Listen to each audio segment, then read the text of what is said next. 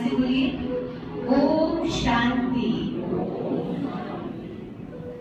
आज का हमारा विषय है जीवन को खुशियों से भरना है तो दृष्टिकोण को पॉजिटिव बनाओ, दिव्य गुणों का गुलदस्ता बनाओ अपने जीवन को।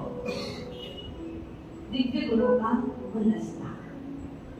जो व्यक्ति जितना अधिक गुणवान होता है, दिव्य गुण जिसमें होते हैं, वो व्यक्ति उतना खुशहाल होता है। प्रसिद्ध दार्शनिक शुभराज जी ने कहा है कि उस व्यक्ति के जीवन में शांति की मात्रा अधिक होती है जिसके जीवन में दिव्य गुणों की मात्रा अधिक होती है। जिसके जीवन में जितनी बुराइयां हैं, जितने अवगुण हैं, उसके जीवन में उतनी अधिक अशांति है। तो आप चेक करके देखिए, सारी दिनचर्या में सुबह से रात तक आप अधिक समय शांत रहते कि अशांत रहते? आपका मन शांत रहता है कि अशांत रहता है? अगर अधिक समय अशांत रहते हैं, उसका कारण है बुराइयों से भरा पड़ा है जीवन। अधिक समय मन शांत रहता है तो अच्छाइयों से, गुणों से भरा पड़ा है जीवन। इसमें हम लोग किसी को भी बीच में डाल देते हैं। इनकी वजह से अशांत हो गए, इनकी वजह से परेशान हो गए। ये हमारा गलत दृष्टिकोण है, ये सही बात नहीं है। सत्य क्या है? अगर आप सामने से आ रहे थे, किसी ने आपको ठोकर मारी, आपके हाथ में चाय का कप था, चाय गिर गई, तो क्यों गिरी अगर मैं बोलूं? चाय क्यों गिरी अगर मैं बोलूं तो आपका क्या जवाब है? सामने वाले की वजह से। और बताइए क्यों गिरी? उसने ठोकर मार दिया इसलिए। मैंने ठीक से नहीं पकड़ा था इसलिए।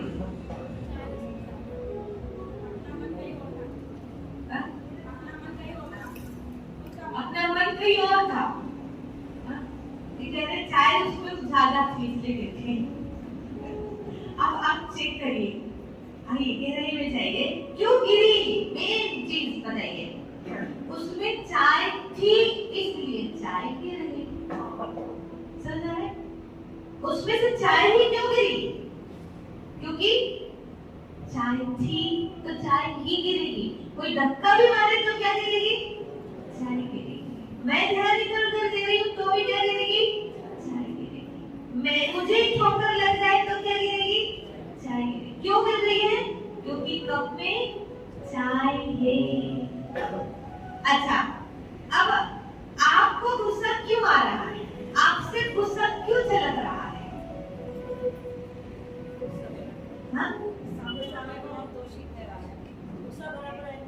हाँ, ये बात बोलिए कि मेरे अंदर गुस्सा भरा पड़ा है। आपके मुंह से गालियां क्यों निकल रही है? आप कहेंगे क्योंकि उसने मेरा मूड ऑफ कर दिया, क्योंकि उसने मुझे डिस्टर्ब कर दिया।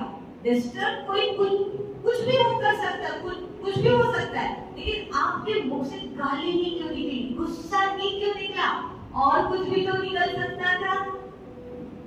यीशु प्रभु को बताते हैं कि खीलन होता जा रहा है, यहाँ पे खीलन होता जा रहा है और उनके अंदर से क्या निकल रहा है? हे प्रभु, इन खीले ठोकने वालों को, लेकिन ध्यान से समझिए, माफ कर देना, क्योंकि इन्हें नहीं पता कि ये क्या कर रहे हैं। उनके अंदर से ये वाली बात, दया की बात, रहम की बात, क्षमा की बात क्यों नहीं गई? जिस व्यक्ति के अंदर जो मटेरियल भरा है वो ही कोई टक्कर से निकलेगा।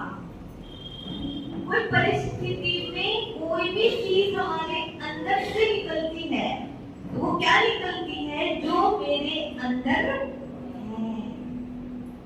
समझ गए? पर दोष हम देते हैं टक्कर मारने वाले को, धक्का देने वाले को या परिस्थितियों को। तो मुझे मेरे अंदर भरना क्या है, ये मूल बात है। ठीक है, तो क्या करेंगे हम? आइए, आप सभी को शांति चाहिए, खुशी चाहिए, जीवन में खुशियां चाहिए। ऊपर कहिए ना आप, हाँ या ना बोलिए ना। बच्चे बन के बैठे ना, अभी किसी के दादा नहीं, किसी के मम्मी नहीं, किसी के पापा नहीं, कुछ नहीं। आप कौन है अभी? किसके? भगवान के बच्चे हैं। ठीक है, बच्चे हो तो अच्छा रहता है। बड़े लोग थोड़े ना हाथ भी उठाओ बोलो तो बड़े सोच के उठाते हैं। मैंने पूछा, गुस्सा जो करते हो हाथ उठाओ। हाथ नहीं उठाएंगे, करते भी नहीं, बड़े उठाएंगे। ये बड़े लोगों की निशानी है। और छोटे बच्चे तुरंत उठा देते हैं। क्यों? वो नहीं सोचते लोग क्या करेंगे, ये क्या करेंगे, वो क्या करेंगे, और जो है वो है, सत्य है। ऐसे होना चाहिए, तब खुश रह पाएंगे। अच्छा बताओ, सबसे ज्यादा खुश कौन रहते हैं? बच्चे रहते हैं। क्यों रहते हैं? सरल, सहज होते हैं। उनको ये नहीं वो पता रहता कि क्या करेंगे लोग, इन चीजों में नहीं जाते। मस्त रहिए, मुस्कुराते रहिए, वो बोझ हटाइए पुराना वाला। बुजुर्ग लोग पास्ट में जीते, युवा फ्यूचर में जीते, और बच्चे प्रेजेंट में जीते। जो प्रेजेंट में रहता है वो खुश रहता है, वो मजे में रहता है। तो आ जाइए प्रेजेंट में। अब देखिए, आप सभी को खुशी चाहिए, सुख शांति चाहिए, समृद्धि चाहिए, चाहिए ना? चाहिए तो हाथ उठाइए। मैं देख रही हूँ आप कितने सहज हो चुके हैं। ठीक है, आपको सबको चाहिए। अब अगर चाहिए तो वो मिलेगी कैसे, कहां से आती है? अभी बताया, शांति खुशी उसी के जीवन में अधिक मात्रा में रहती है जिसके जीवन में अच्छाइयां है, दिव्य गुण है, सरलता है, सहजता है, नैतिकता है। ये ऐसे लोग। ठीक है, अब मुझे इन चीजों से अपने आप को भरना है। तो कैसे भरना है? एक साइकिल को समझते हैं। ठीक है, ये मुझे चाहिए शांति। शांति है, ये शांति है। शांति चाहिए तो उसके लिए एक चीज चाहिए, दिव्य गुण चाहिए, अच्छाइयां चाहिए। इस साइड में दिव्य गुण, और दिव्य गुणों को बढ़ाना है तो क्या करना पड़ेगा? एक पॉइंट फिर आ गया, गुणग्राही दृष्टिकोण बनाना पड़ेगा मुझे। ठीक है, गुणग्राही दृष्टिकोण बना। अब गुणग्राही दृष्टिकोण बनाने से क्या होगा? मेरी दृष्टि और वृत्ति प्योर हो जाएगी, शुद्ध हो जाएगी। मैं जहां नजर डालूंगी वहां से मुझे क्या दिखेगा? केवल अच्छाइयां दिखेगी, गुण दिखेंगे, मेरे काम की चीज दिखेगी। ठीक है, तो मेरा दृष्टिकोण प्योर जाएगा, मेरे अंदर प्योरिटी आ जाएगी, शुद्धता। और जहां प्योरिटी है वहां पर क्या है? कहते हैं पवित्रता सुख शांति की जननी है। बोलते ना, पवित्रता सुख शांति की जननी है। यानी जननी माना क्या होता है? माँ। किसकी माँ? सुख शांति की माँ कौन है? पवित्रता। आप रिपीट करिए, फर्स्ट पॉइंट कौन सा है? शांति। खुशी चाहिए आपको तो क्या करना पड़ेगा? गुणों की मात्रा बढ़ानी पड़ेगी। और गुणों की मात्रा बढ़ाने के लिए क्या करना पड़ेगा? थर्ड पॉइंट, गुणग्राही दृष्टिकोण बनाना पड़ेगा। और गुणग्राही दृष्टिकोण बनाने से क्या आ जाएगा? प्योरिटी, शुद्धता आ जाएगी, दृष्टि प्योर हो जाएगी। और जब प्योरिटी आ जाएगी, पवित्रता आ जाएगी, तो उसके बच्चे ऑटोमेटिक पैदा हो जाएंगे। पवित्रता के बच्चे कौन है? सुख और शांति नाम के दो बच्चे हैं। किसके बच्चे हैं? पवित्रता के, शुद्धि के। तो जिसका, ध्यान से सुनिए, जिसका मन शुद्ध, जिसका तन शुद्ध, जिसका धन शुद्ध, उसके घर में सुख शांति समृद्धि। और जिसका मन अशुद्ध, मन में कपट है, छल है, इनका भला ना हो मेरा भला हो जाए, इनको कोई कुछ ना दे मुझे दे, इनका नाम मेरा नाम रोशन, इनका बच्चा आगे ना बढ़े, मेरा बच्चा आगे बढ़े। ये क्या है? ये अंदर में छल है। इनको पीछे कर दो, मैं आगे बढ़ जाऊं, ये भाव। यानी आप जो बोलते हैं वो अंदर जो है उसी आधार पर आपके बोलने का, जो आप करते हैं अंदर जो भाव है उसी आधार पर कर्म होते हैं। इसलिए अंदर बाहर एक हो जाएंगे। दिखा कुछ और रहे हैं और है कुछ और, ये जब तक रहेगा तब तक आपकी अंदर से प्रोग्रेस नहीं होगी। लाखों उपाय कर लीजिए आप, इसलिए क्या करिए, शुद्धि लाइए, निश्चल बनिए, निर्मल मन जन सो मोहि भावा। ये बोला है भगवान ने। भगवान को कौन पसंद है? निर्मल मन वाले, निश्चल मन वाले। वो सबरी के झूठे पेड़ खा सकते हैं परंतु दुर्योधन की मेवा नहीं खा सकते। विदुरधर के साग खा सकते हैं लेकिन दुर्योधन के काजू बादाम नहीं खा सकते। समझ गए? उनको ऐसे लोग पसंद है। इसलिए इसको पहले साफ सुथरा बनाइए, ऑटोमेटिक प्रोग्रेस होगी, घर में सुख शांति समृद्धि आएगी, धन की बरकत भी होने लगेगी, शुरुआत हो जाएगी। क्योंकि धन चाहता है, आपने सुना है, किया सब कुछ है परंतु तो भूल गए। लक्ष्मी जी का आह्वान करना है तो पहले क्या करना पड़ता है? दिवाली में क्या करना पड़ता है? सफाई करनी पड़ती है। और ये भूल हो रही है हमसे कि हम केवल जाला साफ कर रहे हैं, हम कचरा साफ कर रहे हैं, कोना कोना साफ कर रहे हैं, मन का कोना साफ करना भूल गए। इसीलिए लक्ष्मी जी प्रवेश नहीं कर रही घर में, वो दरवाजे से बाहर जा रही है।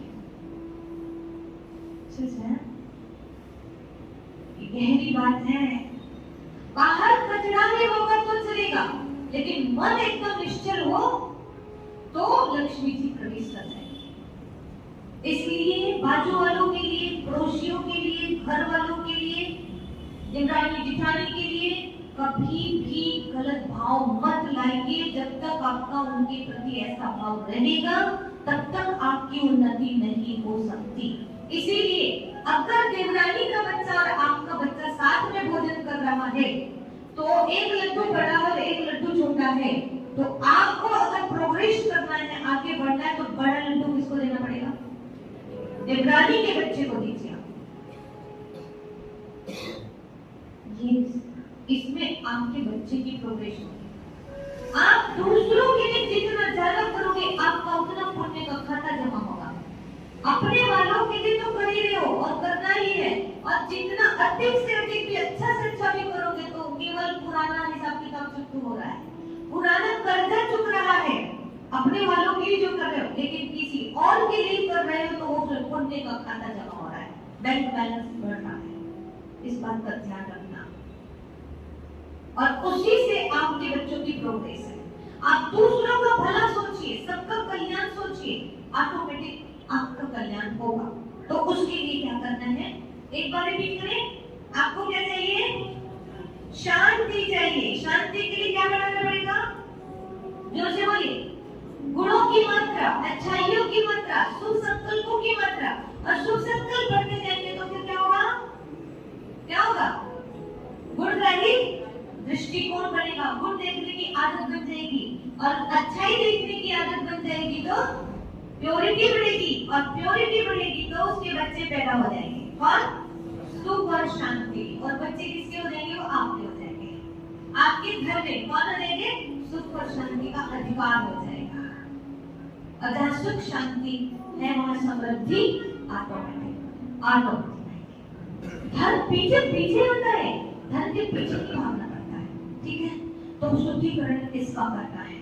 इसीलिए मैं तो कहती हूँ, कई लोग 12-12 घंटे 14-14 घंटे काम कर रहे हैं, धन बढ़ जाए लेकिन फिर भी शांति नहीं है, खुशी नहीं है, बरकत नहीं है, आ रहा है जा रहा है, आ रहा है जा रहा है। इसके लिए क्या करिए? इसके लिए एक ही उपाय है कि सुबह और शाम दोनों टाइम अपने आप को समर्पित कर दो अध्यात्म के लिए। शुद्धिकरण के स्थान जैसे गाड़ी धुलाई का स्थान होता है, स्नान का स्थान होता है, ऐसे ही मन की धुलाई के स्थान बने हुए, ये आश्रम, मेडिटेशन के स्थान जो है वहां पर ले जाके समर्पित कर दो। कुछ मत करो, आपको नहीं बनता ना, वहां जाकर के चुपचाप बैठ बसो, वहां के वाइब्रेशन का भी असर हो जाएगा। कल से यही करना है, ये रूटीन अब चेंज नहीं करनी, ऐसी ही चलेगी। अब चलिए क्या करना है, गुणग्राही दृष्टिकोण बढ़ाने के लिए, गुणों की मात्रा बढ़ाने के लिए, अब जैसे मैं यहाँ बैठी हूँ, आपको मैं दिखाई दे रही हूँ, बैठी हूँ ना, अगर कोई यहाँ बोले कि मुझे आप दिखाई नहीं दे रहे हो, तो उसकी वजह क्या है, मैं बैठी नहीं हूँ या फिर इनकी आंखों में कोई प्रॉब्लम है ना? आंखों में प्रॉब्लम है। अगर कोई कह रहा है यहाँ की मुझे आप दिखाई नहीं दे रहे हो, दिखाई नहीं दे रहे हो, तो मैं क्या बोलूँगी, जल्दी जाओ ऑपरेशन करवाओ, चश्मा लगवाओ, एक बोल ना, चश्मा लगवाओ, दृष्टि में गड़बड़ है, दृष्टि दोष है। ऐसे ही ये भगवान के का रचा हुआ संसार है, यहाँ पर हर एक भगवान के बच्चे हैं, इनमें अगर हमको अच्छाई नहीं दिखती है तो इसको क्या कहेंगे? श्री राम ने कैकेयी में अच्छाई देखी कि यही वो माँ है जिसने अभी मुझे वचन दे लिया होगा मेरे पिता से, इनको 14 वर्ष के लिए बाहर निकालो, वनवास दो। यदि ये ना किया होता तो आज मैं राम से भगवान राम न बनता। सोचा उन्होंने क्या देखा था? उनमें अच्छाई ढूंढ ली थी, जिनकी वजह से जंगल जंगल भटकना पड़ा।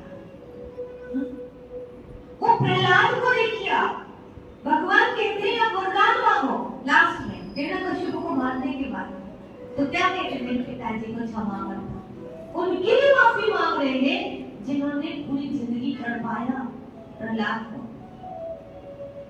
समुद्र में फिरवाया, हाथी से कुचलवाया, पता नहीं क्या क्या करवाया, तेल में उबलवाया, सब सारे प्रबंध किया, तो इसके पुण्य कर्म से इसलिए कुछ भी नहीं हुआ। इससे भी सिद्ध होता है कि सामने वाला कितना भी अत्याचार करेगा, आपके पुण्य कर्म बने तो उसका प्रभाव आपके ऊपर पड़ेगा ही नहीं। पर प्रहलाद जैसे पुण्य आत्मा ही नहीं है, इसीलिए जो जैसा करता है वैसे होगा हमारे साथ में, होता है कि नहीं होता है? और वो उनके लिए माफी मांग रहे हैं, क्षमा कर दो मेरे पिताजी। ये होते महान आत्माओं के लक्षण। हमें तो थोड़ा सा कोई परेशान करता है तो उसके लिए हम लोग बहुत सारी बददुआएं निकालने लगते हैं, अब शब्द बोलने लगते हैं। ये हमारी कमजोरी है, तो सुधार मुझे करना है कि उनको सुधारूं मैं? हाँ? मुझे पावरफुल बनाना है कि मैं उनको कहूं कि आप ठीक हो जाओ, सुधर जाओ, परिवर्तन करो?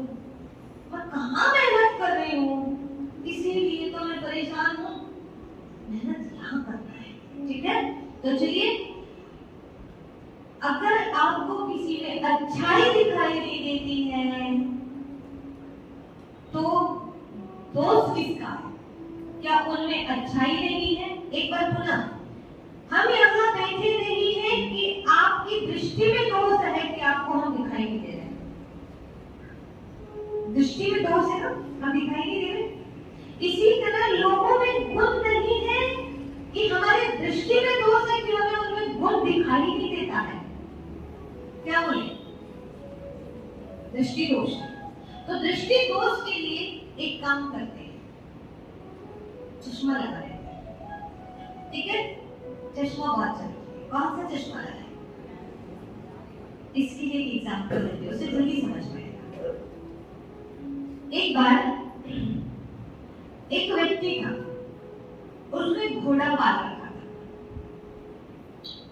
और बहुत वो गरीब था, बहुत लंबे टाइम से घोड़ा पाल रखा था।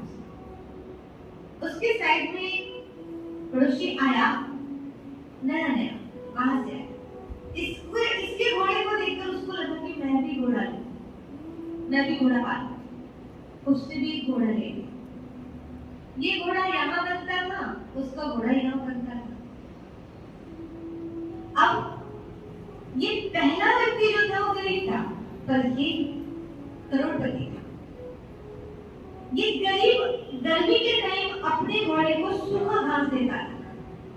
पहले से घास जो रख लेते ना उसी को वो गर्मी में देता था। लेकिन ये अमीर जो है हरा हरा घास खरीद के लाता था और उसको हरा घास देता था। अब ये घोड़ा यहाँ, वो घोड़ा वहां।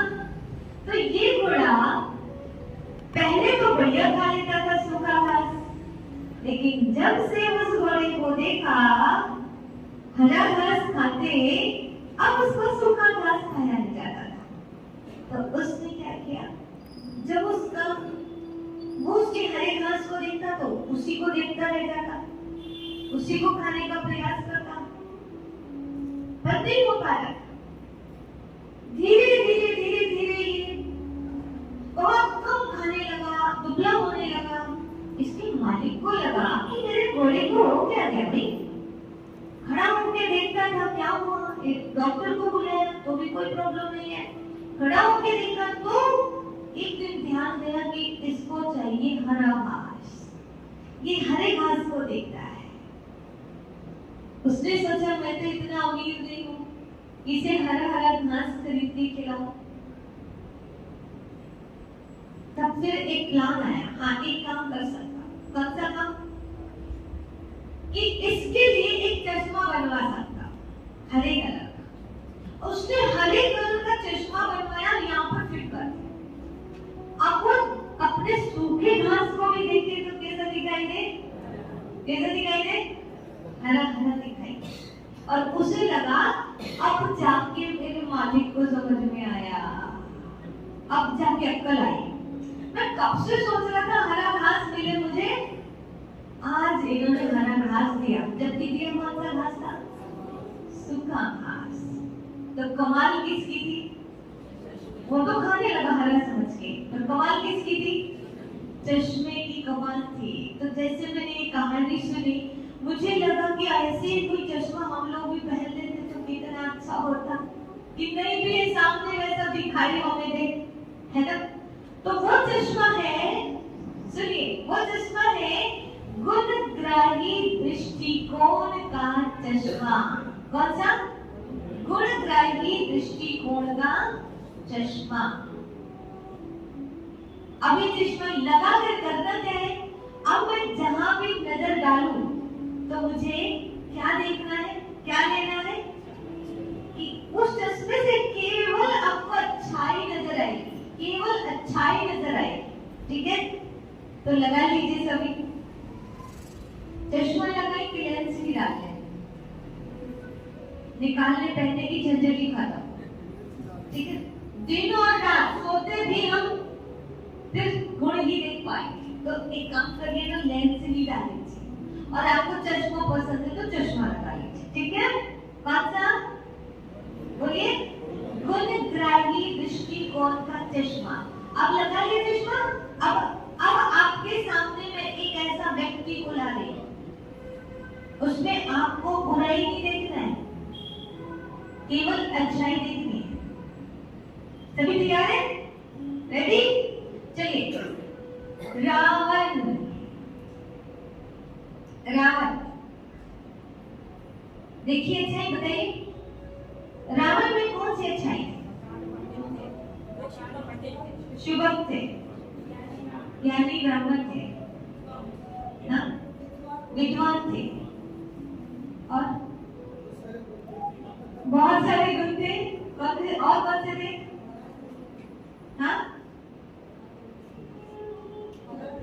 पराक्रमी थे, निर्भय थे। जितने पूछते जा रहे हो उतना बताते जा रहे हो, पर आप जो बता रहे हो क्या बताया, किसकी विशेषता बता रहे? पता है इसमें गुण देखकर जिसका लोग बदला जाते हैं। इतना बेकार इंसान कि उसका लोग पुतला जलाते हैं। लेकिन जब गुण देखना शुरू किए तो हमने ढेर सारी अच्छाइयां देखने लगी, ढेर सारे गुण देखिए। सही है? अब एक काम करिए, चश्मा लगाने से हम अच्छाई भी देख सकते हैं, तो क्यों नहीं अपने घर में तो उतने भी खराब लोग नहीं होंगे। ठीक, अब अपने घर के उन लोगों को या देखने से मूड ऑफ हो जाता है, जिनको देखने से धन संकल्पों का अंबार लग जाता है, उन लोगों को सामने लाइए और अब उनमें अच्छाइयां देखिए। जिनसे आपका झगड़ा चल रहा है, जिनसे मनमुटाव चल रहा है, उनकी अच्छाइयां देखिए। देखा देखा दिखाई दिया कि नहीं? क्योंकि आप रावण से आपका कोई झगड़ा नहीं है, लेकिन जिनसे झगड़ा होता है ना, उनमें अच्छाइयां नहीं दिखती है, उनकी कोई बुराई सामने आती जिस वजह से मैं परेशान हूँ। तो देखा कि नहीं अच्छाई? आपको क्या करना है? ये होमवर्क है आपके लिए। क्या करना है? आज यहाँ से जाने के बाद यहीं से शुरू कर देना है। ऐसे दो लोग जिनको देखने से उदास होता था, डिस्टर्ब हो जाते थे, परेशान हो जाते थे, उन लोगों की अच्छाइयां देखनी है, ठीक है? उन लोगों के गुणों को देखना है और लिस्ट बनानी है कि इनमें कौन कौन से गुण हैं। और खास ये लिस्ट तो अपने पास होनी चाहिए अपने घर वालों की। अपने घर में बच्चे हैं, पति है, पत्नी है, माता पिता है, सास बहू है, उनकी एक लिस्ट हर एक के पास होनी चाहिए कि इनमें ये अच्छाई है, इनमें ये अच्छाई है, इनमें ये अच्छाई है। तो आज जाकर के आप एक लिस्ट बनाएंगे अपने घर वालों की, और जिनसे नफरत करते हैं ऐसे दो लोगों की अच्छाइयां देखेंगे और उनको नोट कर लेंगे कि इनमें ये अच्छाइयां हैं। और जब भी वो व्यक्ति याद आए, उनका चेहरा दिखे, तो आपको क्या याद आना चाहिए? उनकी अच्छाई याद आना चाहिए। अच्छाई याद आने से क्या होगा वो भी आपको बता देते हैं। एक बार ऐसे ही शिविर हुआ, उसमें हमने यही होमवर्क दिया कि आज जा करके आपको अपने दुश्मनों की, जिनको दुश्मन मानते, उनकी अच्छाइयां देखनी है। जिनसे लड़ाई होती है उनकी अच्छाइयां देखनी। और वो दोनों पति पत्नी यहाँ पर बैठे थे।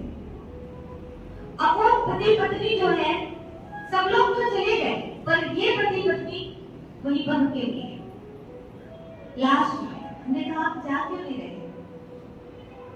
तो कहे आज का होमवर्क बहुत कठिन है, मुश्किल है हमसे हो पाए।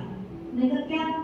बोले आपने बोले जिनसे लड़ाई होती है, झगड़े होते हैं, उन्हीं की अच्छाई देखनी है। और बोले हम दोनों की सबसे ज्यादा झगड़े होते हैं, और हम दोनों बैठे थे और हम इसीलिए शिविर में आ गए। बोले बहुत अशांत रहते हैं हमारे परिवार में।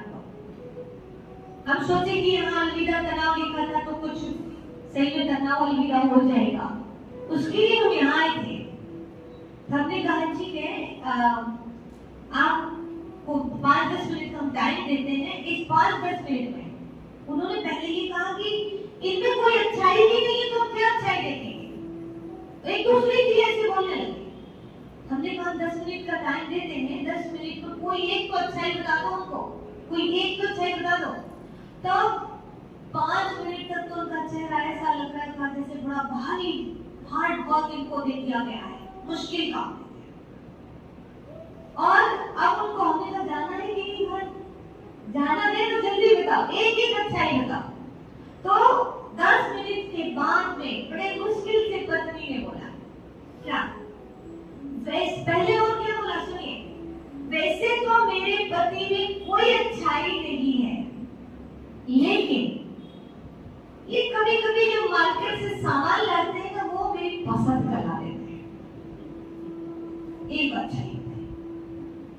तो पति ने जब सुना तो थोड़ी देर में वो भी खुले और कहते वैसे तो इसमें कोई अच्छाई है ही नहीं है। मैं सच बताऊं तो सच बात यही है, इसमें कोई अच्छाई है ही नहीं है,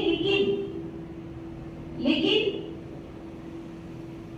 ये जो भोजन बनाती है वो बड़ा टेस्टी बनाती है। तो मैंने कहा ये भोजन टेस्टी बनाना चाहिए, अच्छाई नहीं है? इतनी देर से क्यों बता रहे थे? पसंदीदा सामान लाना के अच्छाई नहीं है, इतनी देर बाद क्यों बताया?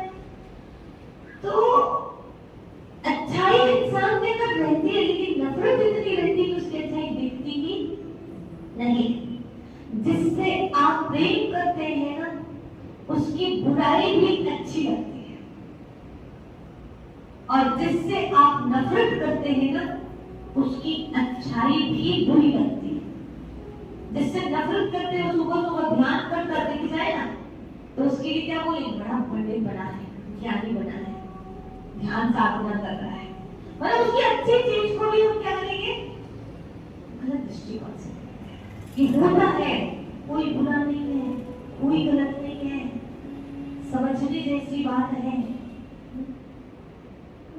तो वो पति पत्नी एक एक अच्छाई बता करके गए। जब घर जाते हैं, दूसरे दिन फिर आते। दूसरे दिन जब आए तो उनके बच्चे भी आए और माता पिता भी साथ। वो सबसे पहले आ गए और पूछते थे कि कल क्या जादू हुआ था, कल क्या जादू हुआ था। तो हमने कहा ऐसा कोई जादू तो यहाँ हम लोग करते नहीं है।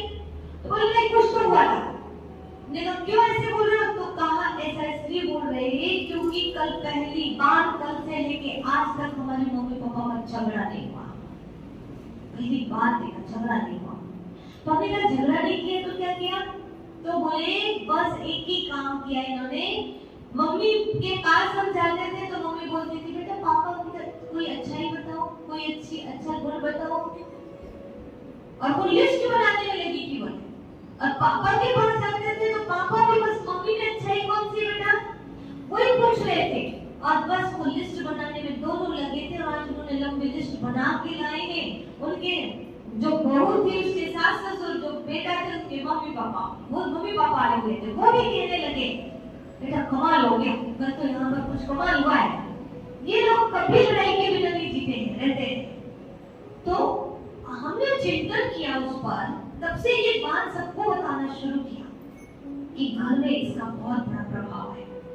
देखो हम बड़े बड़े श्लोक, बड़े बड़े मंत्र याद कर लेते हैं और उनको रटते हैं, उनका पाठ करते हैं, हनुमान चालीसा करते, सब कुछ करते हैं, लेकिन हनुमान जी जैसे संस्कार नहीं बना पा रहे हैं अच्छाई देखने का। तो हम कैसे खुश रह पाएंगे, कैसे आगे बढ़ पाएंगे? तो एक दूसरे के साथ, जिनके साथ रहते, नया व्यक्ति आता है तो उसको आइए, बैठिए, गुलदस्ता लेंगे, उसका सम्मान खूब करेंगे। जो 4 दिन की चांदनी है, फिर अंधेरी रात, वो चला जाएगा। लेकिन जो व्यक्ति के साथ मुझे परमानेंट रहना है, 24 घंटे रहना है, उसका मैं सम्मान भी करती हूँ, जबकि वहीं से सुख और दुख मिलने वाला है मुझे, बाहर वाले से थोड़ी मिलेगा। इसीलिए सबसे ज्यादा सम्मान किसका करना चाहिए? किसका करना चाहिए? आपको जो पत्नी मिली है, जैसी है वैसी है, लेकिन वो आपकी ही है, आपकी है, इसीलिए आपको क्या करना चाहिए?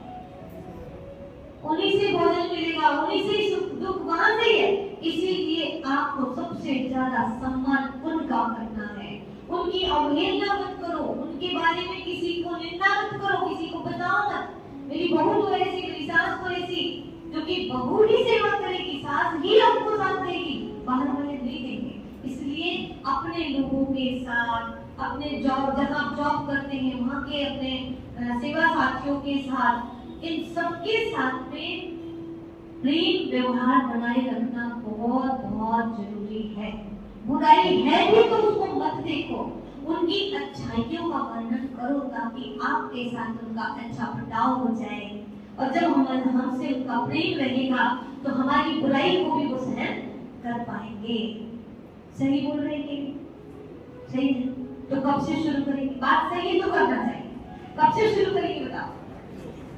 कब से? अभी से, इस पल से। मैं कैसी हूँ? बहुत अच्छी हूँ। और आपके घर वाले कैसे हैं? वो मुझसे ज्यादा अच्छे। क्यों? मैं 4 दिन की हूँ। दूसरों की असलियत आपको पता नहीं चलती है। मैं यहाँ पर आऊंगी, बिल्कुल सीधा बैठूंगी, बहुत अच्छे से व्यवहार करूंगी, क्योंकि 4 दिन आपके साथ रहूंगी। समझ में आ रहे हैं? असलियत तो आपको तब पता चलती जब आप उनके साथ रहने लगते हैं। इसीलिए 4 दिन कोई भी अच्छा लगता है आपको। को आप देख रहे हैं ना, कई लोगों की तो लव मैरिज होती है ना, कि नहीं शादी इसी से करूंगा, इसी से करूंगा, इसी से करूंगा। क्यों? वो 4 दिन बड़े अच्छे थे, शुरुआत में उनकी बुराई भी अच्छी लगती थी, अब शादी होने के बाद क्यों लड़ाई करते हो? समझ में आ रहा है? इसीलिए आप दुनिया को मत देखो कि वो बात अच्छी है, वो बात अच्छी है, तुम तो ऐसी हो, वो तो कितना टेस्टी भोजन बना के दी, तुम तो कैसा बनाती हो। अरे आप एक दिन गए थे इसलिए उन्होंने आपको इतना टेस्टी बना के दिया। रोज रोज देखोगे तो कभी कभी उनका भी नमक कम हो जाता है, उनकी भी मिर्च ज्यादा हो जाती है, होता है कि नहीं होता है? इसलिए आप ये पक्का कर लीजिए, अपनी पत्नी के सामने और पड़ोसन की बड़ाई कभी मत करिए, उसका मूड ऑफ हो जाएगा। हर दिन बना के वो नहीं देने वाली है, हर दिन बना के वो देगी, उसकी महिमा करिए, उसकी अच्छाइयों का वर्णन करिए। एक भाई आया, वो कहता है दीदी बहुत दुखी था, मैं बहुत दुखी था और बोले मैं बहुत तनाव में हूँ, मुझे शांति की जरूरत है। कब हुआ क्या? बोले 3 महीने पहले मेरी पत्नी की डेथ हो गई, ये कोरोना काल की बात बता रहे हैं। 3 महीने पहले मेरी पत्नी की डेथ हो गई।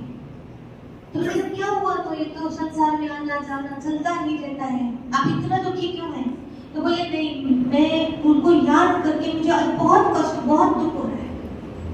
मतलब क्यों? तो बोले वो इतना टेस्टी भोजन बनाती थी, इतना मुझे वक्त पर साथ देती थी, स्नान करने जाऊं तो गर्म पानी बाथरूम में मिलता था मुझे, और घर में साफ सफाई सब कुछ। आज वो नहीं है तो आज मुझे उसकी कमी इतनी करती है, ऐसा लगता है कि वो क्या क्या करती थी और मैं उस टाइम उसकी वैल्यू को नहीं जान पाया। मैंने कहा आज जब चीजें आप मुझे बता रहे हो, क्या आपने कभी अपनी पत्नी को बोला कि तुम मुझे इतना टेस्टी भोजन बना के देती हो, तो मेरे आने के पहले मेरे घर को साफ सुथरा करके रखती हो, बिस्तरों को साफ करके रखती हो, कभी ऐसा बोला?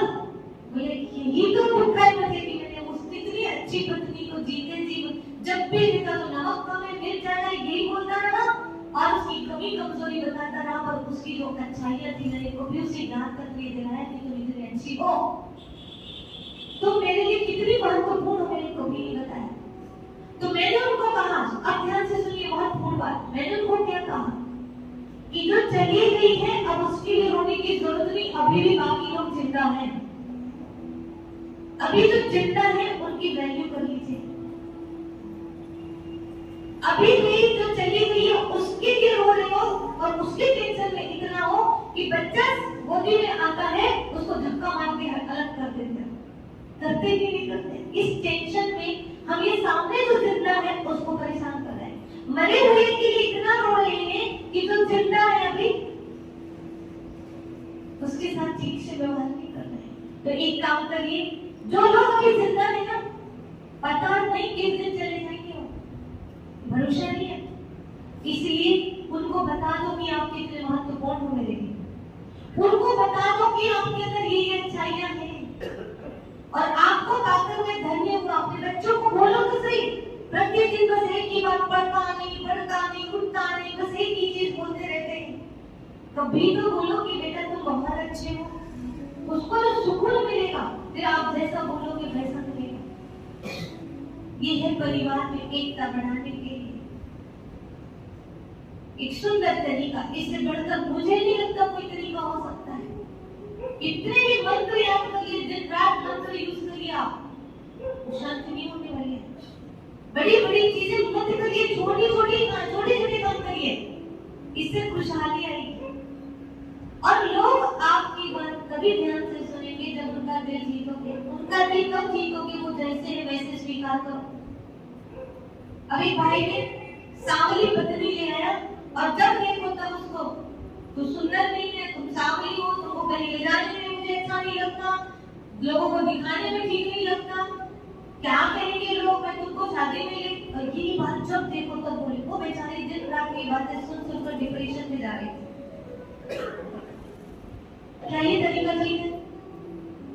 जब सांवली ने तो उस दिन किया, कुछ ज्यादा मेकअप कर ली थी क्या? देख नहीं पाए थे क्या? इतना भी मेकअप करे, जो जैसा है वैसा दिखेगा ही दिखेगा ना। तो हम पहले ही सोचते हैं और बाद में फिर दोषारोपण करते रहते हैं, एक गलत बात है। उसको उसकी कमजोरी के सहित स्वीकार करके तो देखो।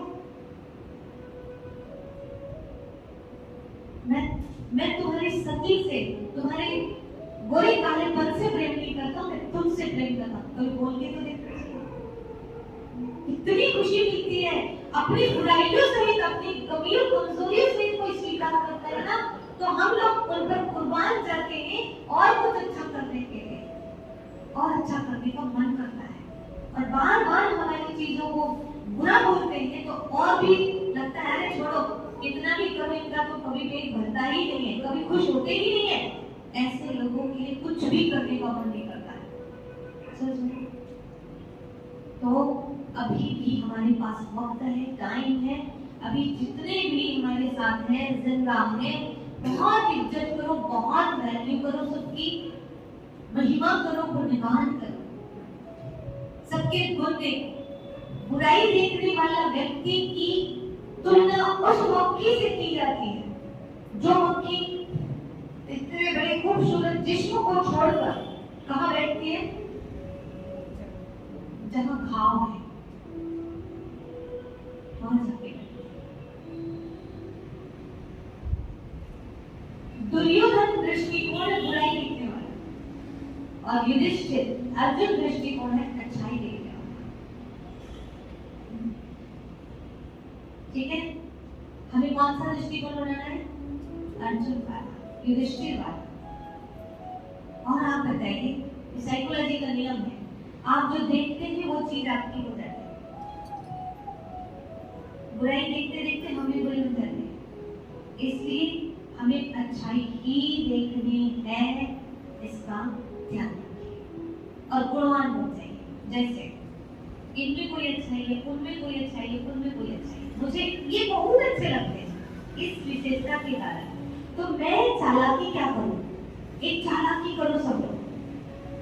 कौन सी चालाकी? कि इनमें जो अच्छाई है जिसके कारण ये फेमस है, वो वाली अच्छाई को मैं धारण कर डालूं। और उनकी बहू की खूब महिमा की जाती है, सब उनकी बहू की महिमा करते हैं। अब मुझे क्या करना है? उनकी बहू वाली क्वालिटी मुझे बना देना है। उनके बच्चे में बहुत अच्छी विशेषता है, वो बच्चे की विशेषता मुझे बना देना। मेरा एक ही काम है, मैं जहां देखती हूँ वहां से चुरा लेती हूँ। क्या चीज चुरा लेती हूँ? अच्छा, कुछ दिनों के बाद में मेरा व्यक्तित्व कैसा बन जाएगा? पूरे शहर में जितनी दुकान है, सारी दुकान की सबसे अच्छी चीज आपने अपने घर में लगा ली, तो एक दिन पूरे शहर के लोग आपको घर देखने आएंगे कि नहीं आएंगे? आएंगे, क्योंकि आपने उस घर में वही चीज लगाई है जो सबसे बेस्ट है। इसी तरह से अपने जीवन को दिव्य गुणों का गुलदस्ता बना लीजिए कि जो सबके अंदर अच्छी लगती है वो मेरे अंदर भी लगेगी। तो मुझे सबके अंदर की अच्छाइयां चुरा लेना है और चुरा चुरा करके दिव्य गुणों का गुलदस्ता अपने जीवन को बना लेना है। तो दिव्य गुणों के गुलदस्ते से जीवन महक जाता है, ऐसा हमारा जीवन होना चाहिए। ठीक है, इस बहाव के साथ में एक नई जिंदगी की शुरुआत करते हैं, और इन सब के लिए क्या चाहिए? धैर्यता, शांति, पेशेंस। जो लोग हैं उनकी गलतियों को क्षमा करना, माफ करना, ये सब आना चाहिए। उसके लिए आध्यात्मिकता चाहिए। और कल से हम सभी राज्यों शिविर करेंगे, जो बेसिक कोर्स है, फाउंडेशन कोर्स है, उसको समझने के बाद हमारा दृष्टिकोण पूरा चेंज हो जाएगा। कई लोग कहते हैं कि हम करना तो चाहते हैं, परंतु वो जैसे वो शिवानी दीदी सुनाती है, उनकी बातों का बड़ा प्रभाव पड़ता है। ऐसा कोई मिले सुनाने वाला। आपको बताऊं, शिवानी दीदी युवा अवस्था में, जब उनके लिए कोई शिवानी दीदी नहीं थी, सुनो ध्यान से, शिवानी दीदी के लिए कोई शिवानी दीदी नहीं थी जो अच्छे से समझा सके, वो उनके पास थी। जो वहां की दीदियां ने वहां जाकर के उनसे समझा, और उन्होंने उस ज्ञान को इतना अच्छी तरह से समझा कि आज वो दुनिया को जिनसे समझा था उनसे भी अच्छी तरह से समझा पाती है। तो हम आपसे ये उम्मीद रखते हैं कि आप लोग भी हम लोगों से बेहतर समझा पाओगे आगे चलकर। क्यों बोल रहे हैं? हम समर्पित हैं। शिवानी दीदी एक परिवार में रहती है जिनकी शादी हो चुकी है, लेकिन वो हम सबसे बेहतर सुना पाती है। इसी तरह आप भी परिवार में रहते हैं, परिवार में रहकर के भी आप हमसे बेहतर कर सकते हैं। ये ब्रह्मा कुमारी के ज्ञान की विशेष क्वालिटी है। बहुत सूक्ष्म, बहुत उच्च क्वालिटी का ज्ञान है। बस आप उसे एक बार सुन तो लो, या बताते क्या है, यहाँ की थीम क्या है, यहाँ का उद्देश्य क्या है, फिर उसको आप अपने सुंदर ढंग से समझ सकेंगे और समझा सकेंगे। इसलिए आप ऐसे लोगों को मत ढूंढिए, वो कहाँ हर कोई एक जैसा नहीं होता है, सबका तरीका अलग अलग होता है। और आप सब बड़े सौभाग्यशाली हैं कि यहाँ पर भी ऐसी बहनें हैं जो बहुत सुंदर ढंग से समझा पाते हैं। मैंने भाई बहनों से मिली तो बताया क्या गजब का मैनेजमेंट है इनका, क्या अच्छी पालना है इनकी, कितनी अच्छी तरह से सुनाते हैं, समझाते, इन्होंने बताया। तो भाग्यशाली को जो ऐसी बहनें आपको मिली हैं, तो आप सब रोज 1 घंटे के लिए कल से शुरुआत कीजिए और वहां पर इस गुह्य ज्ञान को समझिए जो जिंदगी में से दुखों को समाप्त करके ही रहता है। ठीक है, तो आइए हम सभी मेडिटेशन करते हैं। अभी अपने मन को बाहरी बातों से समेट लीजिए और गुणग्राही दृष्टिकोण का चश्मा पहनकर बैठिए और इसे हमेशा लगाकर रखिए। अब इस संसार पर नजर डालिए। ये संसार को देखिए, कितना सुखद संसार है, कितनी सुंदर दुनिया है। यहाँ के प्रत्येक व्यक्ति में अलग अलग विशेषताएं, अलग अलग गुण हैं। कितने सारे ऐसे लोग हैं जो मुझे बेहद पसंद है, बहुत अच्छे लगते हैं।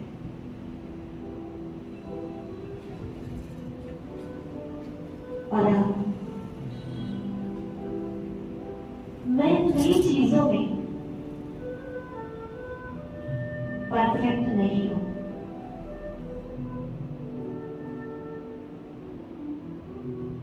लेकिन मैं देख रही हूं कि जिन चीजों में जो परफेक्ट है, मैं उनसे केवल वो ही गुण उतारूं, वो अच्छाई ही उतारेंगे।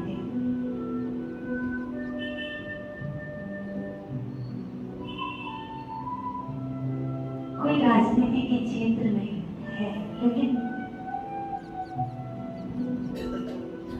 मुझे बेहद पसंद है जो भी ऐसे व्यक्ति को काम से अच्छाई होती है। कोई धार्मिक है, शांत है, लेकिन मुझे बेहद पसंद है इस अच्छाई के कारण। कोई गृहस्थी है, लेकिन मुझे बहुत पसंद है। जुटिए ऐसे लोगों को। एक युवा है, एक युवती है, कौन है जो आपको बेहद पसंद है? कौन से बच्चे आपको बहुत प्यारे लगते हैं?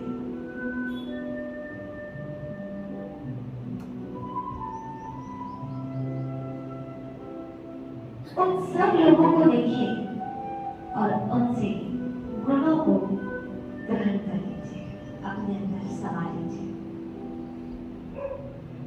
उस अच्छाई को मुझे अपना गुण बनाना ही है, अपनी विशेषता बनानी है। और आज के बाद मेरा यही पुरुषार्थ है। अब मैं किसी को सुधारने में अपना वक्त नहीं दूंगी, केवल मुझे अपने आप को बदलना है, दिव्य गुणों का गुलदस्ता बनाना ही है। बस मुझे विश्वास है, सुख, शांति, धन, संपत्ति मेरी ओर खींची चली आ रही है। और ये बढ़ना ही है, मुझे विश्वास है। इसलिए इतने में परमात्मा से शक्ति मिले।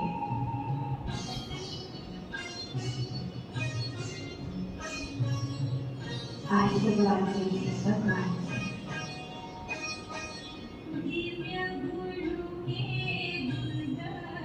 मैं जहाँ नजर आई तो मन अच्छाई ही देख पाऊँ।